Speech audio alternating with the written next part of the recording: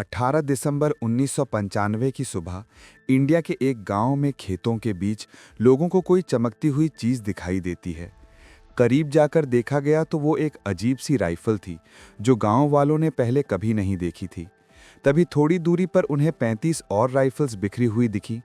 बात फैल गई, पूरा गांव इकट्ठा हो गया और पुलिस भी मौके पर पहुंच गई। मामला और गंभीर तब हुआ जब पास के तालाब से टैंक डिस्ट्रॉइंग ग्रेनेड्स भी बरामद किए गए। ये वाकया वेस्ट बंगाल के पुरुलिया डिस्ट्रिक्ट में हुआ था। एक ऐसा मामला जिसके बारे में आज तक कई सवाल अनसुलझे हैं। जब पुलिस ने आसपास के इलाके की तलाशी ली तो उन्हें ऑलिव ग्रीन रंग के टूटे हुए बक्से मिले जो पैराशूट्स के साथ बंधे थे। ऐसे 3 बक्से और पैराशूट्स बरामद हुए, लेकिन अभी तक पुलिस समझ नहीं पा रही थी कि ये पैराशूट्स किसने और क्यों गिराए। जैसे जैसे मामला बढ़ा, आर्मी भी इसमें शामिल हो गई। ये साफ था कि अगर बक्से पैराशूट के जरिए आए हैं तो ज़रूर किसी एयरक्राफ्ट ने इन्हें गिराया होगा। पता चला कि रात को एक जहाज़ पुरुलिया के ऊपर से बहुत लो फ्लाइंग करते हुए गुजरा था। शायद यही वही एयरक्राफ्ट हो सकता था। पर सवाल था, ये एयरक्राफ्ट किसका था और उसने हथियारों से भरे बक्से पुरुलिया में ही क्यों गिराए। इन बक्सों में करीब 300 AK-47 rifles, 25 pistols, 2 sniper rifles, 2 night vision binoculars, 100 से ज़्यादा ग्रेनेड्स और 16,000 राउंड्स मिले। कुल वजन 4 टन से भी ज़्यादा। मीडिया तक बात पहुंच चुकी थी और अब पूरा देश एक ही सवाल पूछ रहा था, 4 टन हथियार पुरुलिया में किसने और क्यों गिराए।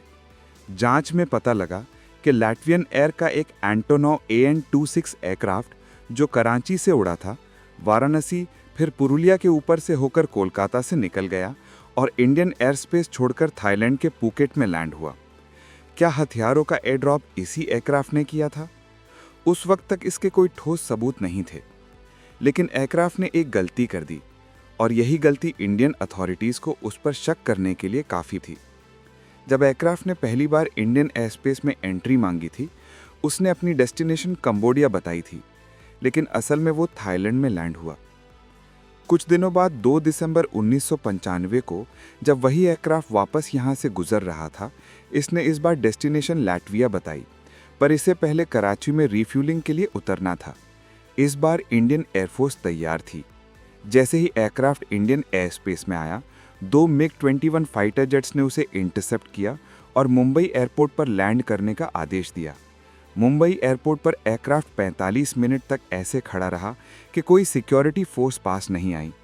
उस वक्त एयरक्राफ्ट में टोटल 8 लोग थे और इन्हें समझना इस केस को समझने की सबसे बड़ी कुंजी है।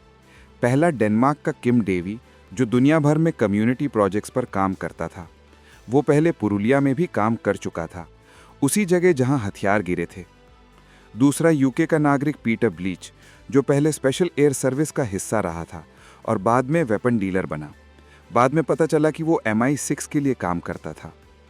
तीसरा, सिंगापुर बेस्ड इंडियन सिटीजन दीपक मानकंड, जो आनंदा मार्गा नाम की ऑर्गेनाइजेशन का फॉलोअर था और हथियार जहां गिरे थे वहां से थोड़ी दूरी पर आनंदा मार्गा का हेडक्वार्टर्स था।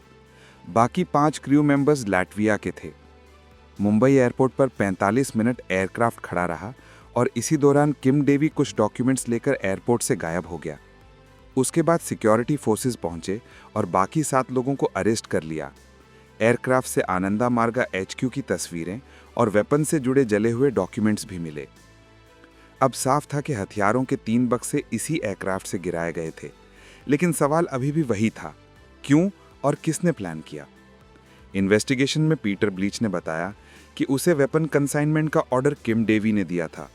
उसे बताया गया था कि ये वेपन्स बांग्लादेश मिलिट्री के लिए हैं।